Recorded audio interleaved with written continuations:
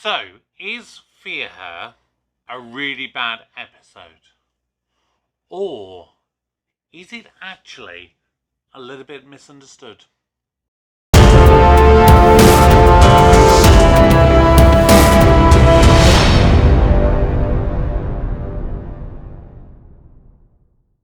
Hello everybody, welcome back to the channel. My name's Kevin, I am a geek. You're watching Kevin the Geek. We're on the way to 100 subscribers. Please subscribe to the channel if you are new and hit that notification bell so you can see when all my videos go live. If you did miss it, yesterday I started reviewing Torchwood with Season 1, Episode 1.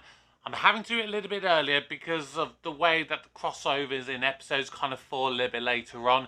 That's the only reason why. So if you missed that, then do check out that. I'll put it in the link in the corner.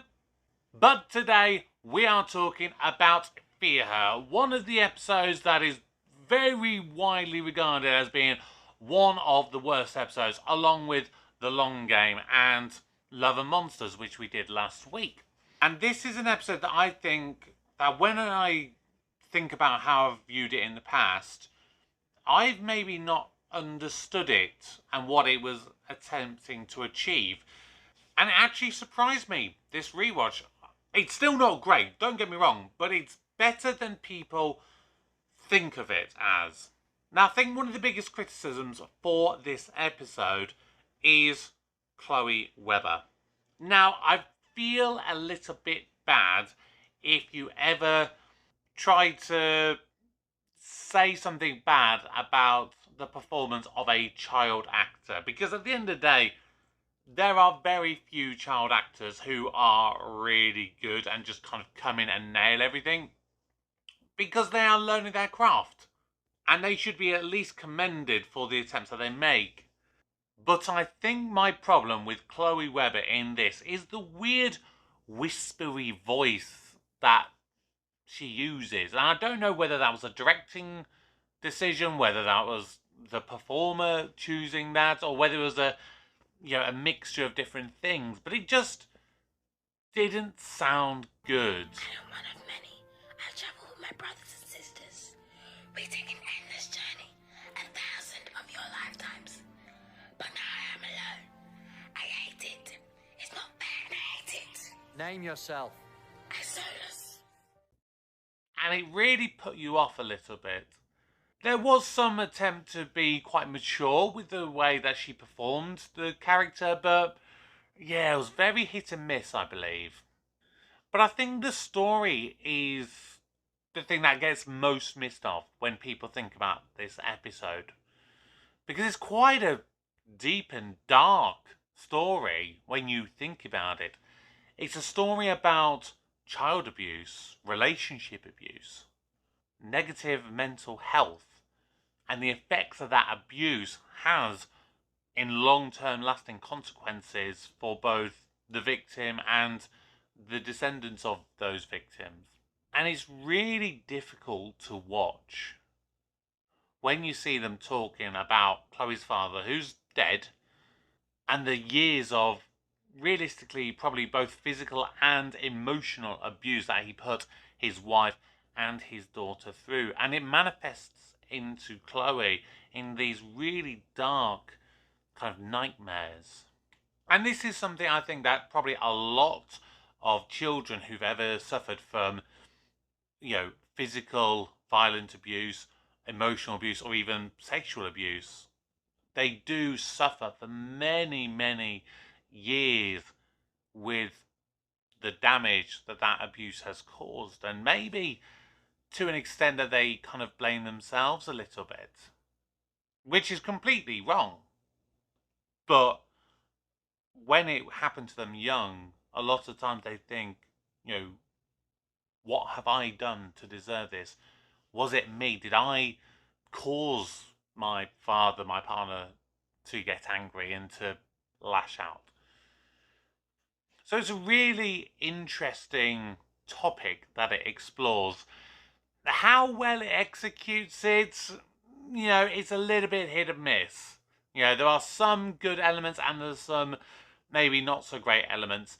I like the idea that because Chloe gets these sort of powers of creation, in addition to taking these children off the streets, that she's able to manifest her deepest, darkest torments. And I think I would have liked a little bit more of that aspect of it, more so than the snatching children off the streets.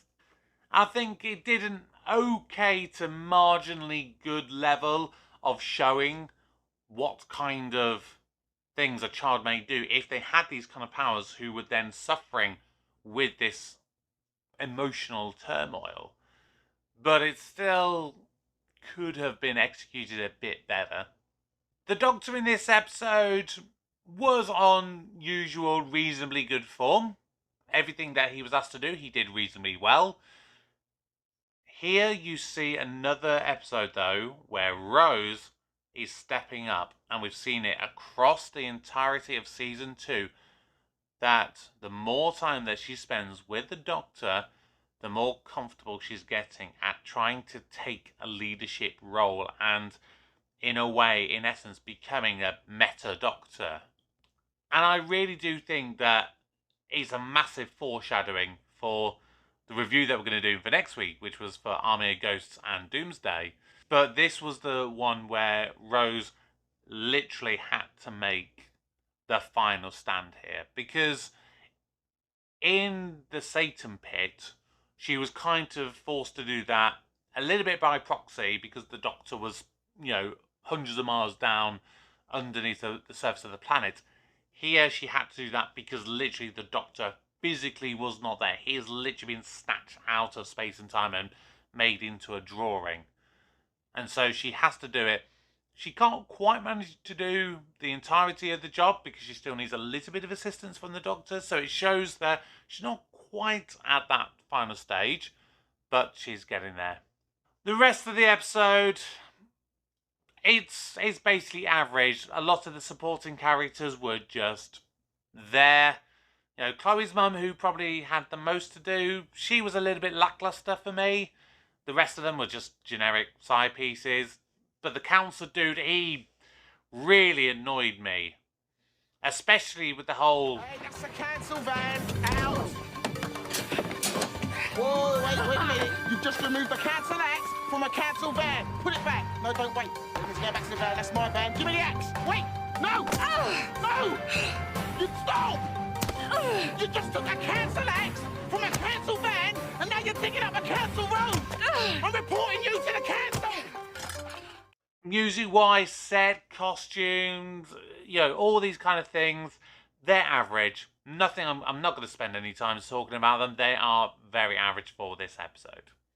So, if you are new to the channel, I do rank my Doctor Who episodes by scoring them for a score out of 100, by giving 10 categories a score out of 10. So, let's take a look at the scores for Fear Her.